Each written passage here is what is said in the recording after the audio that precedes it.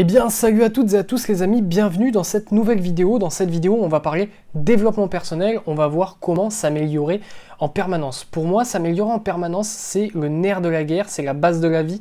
Lorsque l'on apprend de nouvelles compétences et qu'on les maîtrise, eh bien, ça nous crée énormément de bonheur et c'est très important dans la société actuelle qui est pas mal anxiogène d'être capable soi-même de se créer son propre bonheur.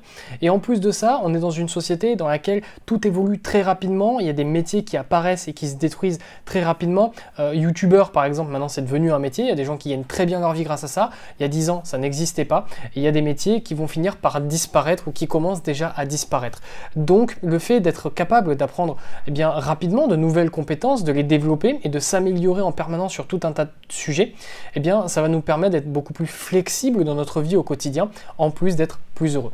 Donc si vous êtes prêts, on passe de suite sur cette vidéo où on va parler de s'améliorer en permanence. C'est parti! La première clé que j'aimerais partager avec vous dans cette vidéo, c'est quelque chose qui est très connu des sportifs, notamment en musculation. On va parler de surcharge progressive. Alors c'est le terme utilisé en musculation, mais ça peut être appliqué à n'importe quel domaine. Je vais vous donner un exemple concret et très simple à comprendre. Imaginons que vous avez envie de vous mettre à la course à pied, que vous avez envie de courir pour reprendre un petit peu de forme et perdre un petit peu de poids. Bon, vous allez commencer aujourd'hui et vous n'avez jamais couru de votre vie, donc vous allez courir 1 km. 1 km, c'est pas énorme, c'est vrai, mais c'est un bon début. Comment on va faire pour s'améliorer en permanence et augmenter ses performances jour après jour?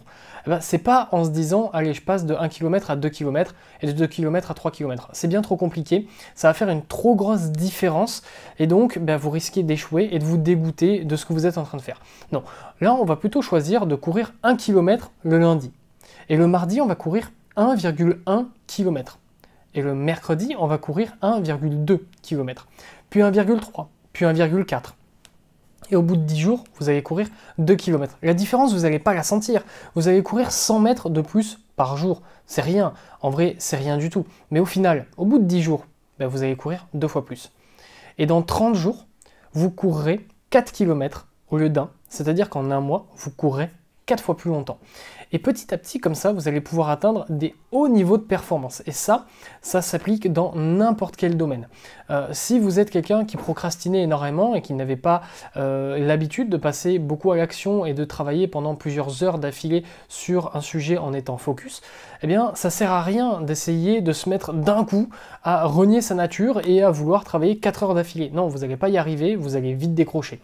Essayez plutôt de travailler 10 minutes, puis demain 15, puis ensuite 20, etc., etc. Vous allez créer une routine, vous allez vous habituer, et par petits paliers, comme ça, par surcharge progressive, vous allez développer votre compétence et vous allez vous améliorer véritablement sans même le sentir passer. C'est utilisé, comme je vous l'ai dit, notamment par les pratiquants de musculation. Comment passer d'une barre de 100 kg à 120 kg? C'est pas en mettant 20 kg de plus et en essayant de la soulever, c'est trop compliqué. On va passer à 101 kg. Puis à 102 kg, etc. jusqu'à arriver à 120 kg. Et ce sera beaucoup plus facile pour s'améliorer. Donc ça, c'était la première astuce, ça va être de faire de la surcharge progressive. La deuxième astuce pour apprendre en permanence et s'améliorer, ça va être de sortir de sa zone de confort. Alors c'est pas facile, c'est vrai, mais pourtant c'est essentiel. Pour s'améliorer, on ne peut pas faire les choses qu'on fait déjà tous les jours au quotidien, sinon on ne s'améliore pas, on stagne. Donc sortir de sa zone de confort, ça va nous permettre d'apprendre de nouvelles choses. Et je vous parle pas forcément de faire des trucs extrêmement douloureux mentalement, et si vous n'avez jamais parlé à personne de votre vie et que vous êtes extrêmement timide, de commencer à aller parler avec 20 personnes. De toute façon, actuellement, c'est pas possible. On n'a pas le droit de sortir. Mais ça va être de faire des petites actions qui vont vous permettre petit à petit de découvrir de nouvelles choses. Si vous êtes quelqu'un qui avait envie de développer vos connaissances mais que vous ne lisez jamais, allez pas à Cultura pour acheter 20 livres, ça sert à rien. Achetez un petit livre, il y a des très très bons livres qui font 40 ou 50 pages, et pas forcément des pavés de 400 pages. Vous n'avez jamais lu énormément, vous n'aimez peut-être pas ça, mais vous savez que c'est bon pour vous. Commencez doucement avec un petit livre de 40 pages. Ça va vous intéresser, vous allez kiffer peut-être. Et peut-être que le prochain livre, ce sera un livre de 80 pages ou de 100 pages, etc. Donc du coup, vous allez sortir de votre zone de confort. Ça va vous permettre de développer de nouvelles compétences, ou en tout cas de vous familiariser avec de nouvelles compétences. Et ensuite, en appliquant la surcharge progressive, vous allez pouvoir masteriser petit à petit et très facilement ces nouvelles compétences que vous allez développer.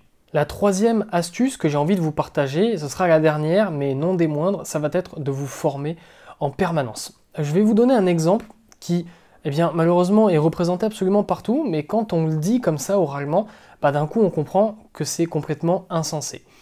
Est-ce que si je vous dis que à 18 ans, vous savez déjà tout sur la vie, ça vous dit quelque chose? Est-ce que vous vous dites, bah oui évidemment, à 18 ans, bah moi je connais tout sur la vie, enfin j'ai plus rien à apprendre?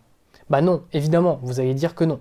Et c'est logique. Pourtant, la plupart des gens, alors je dis 18 ans, mais ça peut être un petit peu plus tard, lorsqu'ils ont terminé leurs études, ils arrêtent complètement de se former. Vous avez fait des études pour devenir, je sais pas moi, banquier. Bravo, vous avez votre master en banque. Vous avez fini l'école à 23 ou 24 ans, peu importe, ou 25 ans. Et ensuite, la plupart des gens, ils arrêtent de se former. Et ça, c'est dommage, parce que il y a tellement d'informations et de connaissances à avoir dans la vie. On peut, enfin, même une vie entière, ça suffirait pas à tout connaître, et encore heureux. Mais lorsque l'on arrête de se former, on arrête d'apprendre de nouvelles choses. Et la plupart des gens, lorsqu'ils ont fini l'école, lorsqu'ils ont fini leurs études, ils arrêtent d'apprendre.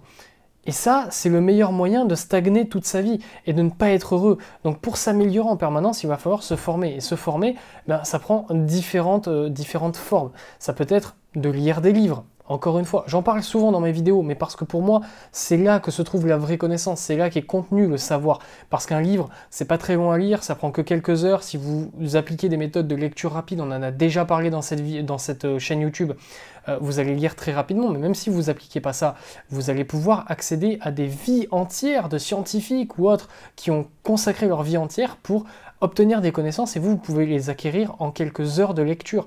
Donc les livres, c'est pour moi le meilleur moyen de se former par soi-même et de façon pas gratuite parce qu'il faut acheter des livres, mais de façon très peu coûteuse. Ensuite, on va avoir un moyen qui est gratuit, ça va être les vidéos YouTube. Si vous regardez mes vidéos quotidiennement tous les soirs, eh bien vous êtes en train de vous former. Il y a fort à parier que depuis il y a un peu plus de 3 semaines, maintenant c'est le début de la 4e semaine que j'ai commencé cette chaîne YouTube, il y a 17 vidéos qui sont sorties sur les 3 premières semaines.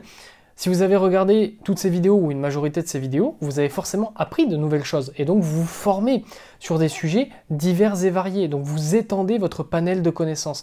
Et peut-être que certaines vidéos vont faire des déclics chez vous. Peut-être que certaines personnes qui ont vu la vidéo sur la lecture rapide se sont mises à lire rapidement ou tout simplement juste au moins à lire. Et déjà, ce serait formidable. Donc se former avec des vidéos YouTube, c'est gratuit. Ça prend pas beaucoup de temps. Ça peut être des vidéos YouTube ou des podcasts, peu importe. Mais c'est gratuit et ça va vous permettre de développer des nouvelles connaissances très rapidement. Et si vous voulez vous spécialiser sur un sujet, honnêtement, vous pouvez trouver tout gratuitement sur Internet avec des blogs, etc. Vous pouvez trouver tout gratuitement sur Internet. Et enfin, la troisième façon principale, on va dire, de se former, ça va être de payer des formations payantes à des professionnels ou à des gens qui ont une expertise dans un milieu. Donc c'est pas forcément des gens qui ont des diplômes, mais ça peut être des gens qui ont consacré plusieurs années de leur vie à apprendre sur certains sujets et qui peuvent vous donner cette compétence contre de l'argent. Souvent, une formation, ça vaut quelques centaines d'euros, peut-être moins pour certaines. Certaines valent plusieurs milliers d'euros. Il faut faire attention parce qu'il y a des charlatans sur YouTube, notamment, qui vont vous vendre des formations à 2000 balles alors que, au final, ils connaissent pas grand-chose à ce qu'ils racontent. Mais il y a beaucoup de formateurs qui vendent des formations à 100, 200 euros. Alors, c'est certes un investissement, mais pour acquérir une compétence rapide, parce que souvent c'est ça le cas, c'est que cette personne vous donne une connaissance pour 200 euros, mais au final cette personne elle a lu peut-être 50 livres sur le sujet. Si vous aviez dû acheter ces 50 livres, ça vous aurait coûté 1000 balles, et des heures et des heures et des années d'apprentissage, donc au final c'est payant, mais vous avez une information qui est rapide, qui est efficace à consommer. Donc ça pour moi c'est les 3 moyens principaux pour se former. Ça va être les vidéos YouTube et les podcasts et les blogs, etc. pour se former gratuitement en surface, et si on est très motivé et qu'on a beaucoup de temps devant nous, si on en consomme énormément, on finira par devenir très bon sans avoir dépensé d'argent. Par contre ça va prendre beaucoup de temps. Ensuite, on a le deuxième niveau qui va être payant mais pas très cher, ça va être les livres.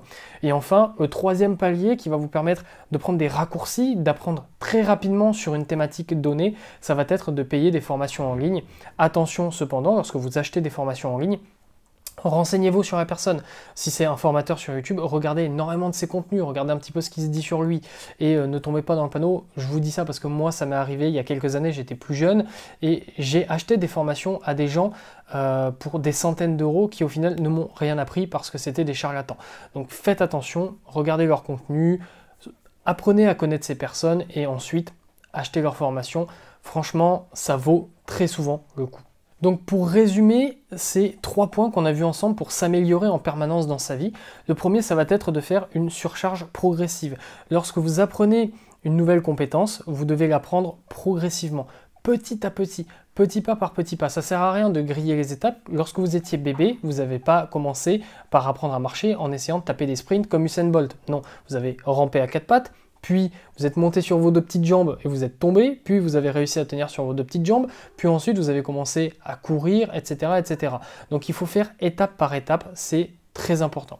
Ensuite, sortir de votre zone de confort, ça va être très important aussi, parce qu'on ne peut pas apprendre quelque chose de nouveau sans se frotter à l'inconnu et apprendre à sortir de sa zone de confort. Et enfin, troisièmement, ça va être de se former en permanence, que ce soit par des contenus gratuits, YouTube, podcast, blog, peu importe, des livres qui vont être un petit peu payants mais pas très chers, ou des formations payantes qui elles vont vous permettre surtout d'obtenir des raccourcis et d'obtenir des connaissances sur certaines compétences bien plus rapidement qu'en lisant 10, 20, 50 livres et en consacrant des années de votre vie pour acquérir les mêmes connaissances. Cette vidéo est donc à présent terminée. J'espère que ces clés vont vous permettre de vous améliorer jour après jour sur tout un tas de domaines. C'est très important, je le répète encore une fois, mais je pense vraiment, en tout cas c'est mon avis, que le fait de s'améliorer, d'apprendre de nouvelles compétences, ça crée son propre bonheur. Et ça, pour moi, c'est essentiel parce qu'on ne peut pas forcément compter sur l'environnement extérieur pour nous rendre heureux. En ces temps difficiles de pandémie, on le remarque, on ne peut pas attendre du monde extérieur qui nous rende heureux. Au contraire, le monde extérieur a plutôt tendance en ce moment à nous démoraliser, à nous angoisser. Donc c'est important d'être capable de générer soi-même son propre bonheur. Et en plus de ça, c'est super cool d'apprendre de nouvelles compétences et d'être capable de faire de plus en plus de choses tout au long de sa vie. Si la vidéo t'a plu, n'hésite pas à t'abonner, à activer la cloche des notifications. Et si tu le sais, c'est une vidéo tous les jours, du lundi au samedi à 18h15. C'est notre petit rendez-vous quotidien à tous les deux. N'hésite pas à liker la vidéo si elle t'a plu, à mettre un commentaire pour me dire ce que tu en as pensé. Nous, on se retrouve demain pour une nouvelle vidéo. Restez forts, restez focus. Tchuss!